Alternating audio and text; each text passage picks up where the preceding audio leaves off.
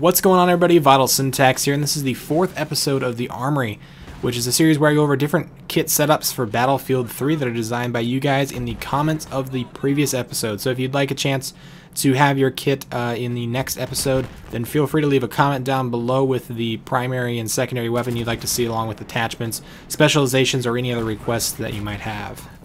Today's loadout was suggested by Mr. AK47Me, and he wanted to see the AS VAL with a 3.4 times scope, extended mags as well, with the MP443 suppressed sidearm, as well as me playing on the support class with C4 and squad explosives. Because he wanted to see me play with the support kit, specifically with the C4, I decided to play on a conquest game mode just because that's where you're going to see the most type of vehicles, you know, tanks and jeeps and stuff to blow up and have fun with that C4.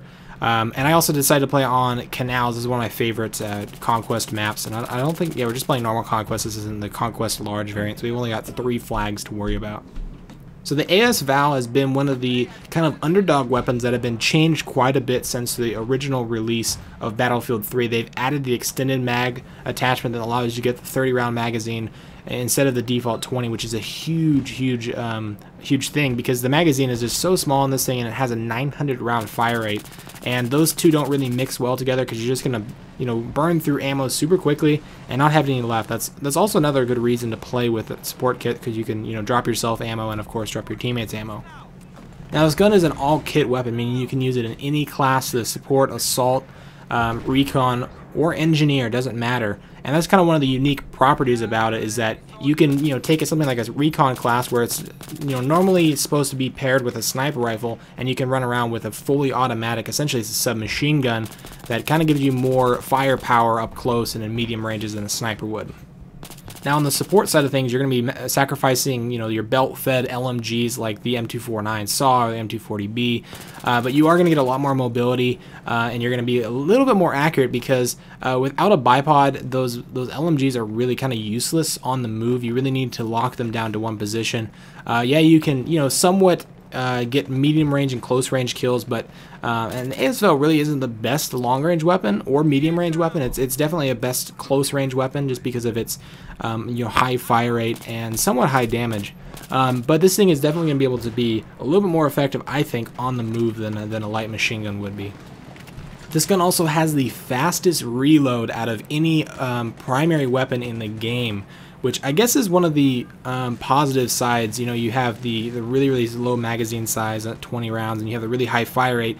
And you go through ammo really quickly, like I said earlier, but luckily you can reload quickly and always kind of have ammo in the chamber if you are, you know, a constant reloader like myself.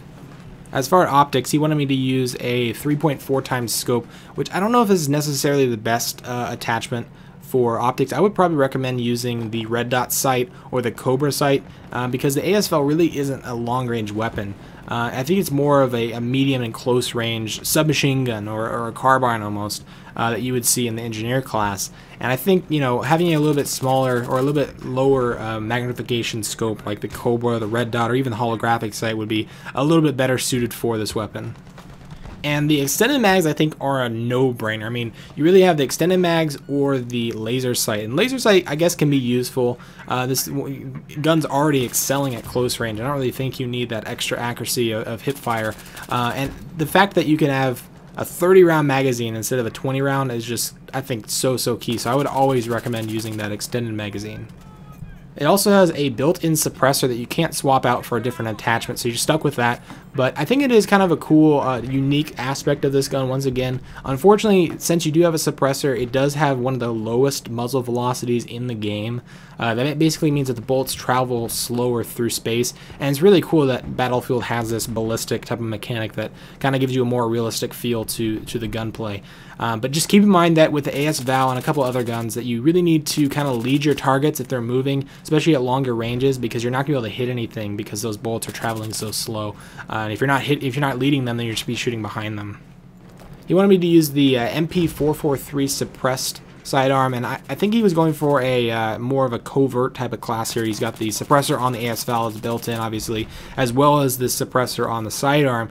And I'm not a huge fan of any of the semi-automatic pistols, whether that's the MP443 or the M9 or the Glock, the G17. I'm just not a huge fan of them because ever since I've used the M93R, which is the 3-round burst pistol, or the G18, which is a fully automatic Glock, it's so hard to go back to using one of these slower firing handguns because, I mean, they don't even stand up in close range to something that's fully automatic or 3-round burst. And you've also got the Magnum, the revolver, the 44, and also the MP412 Rex, which is the other revolver. And those are both, you know, best suited for, I guess, medium and longer ranges. So I wouldn't have gone with the 443, but that was just his choice.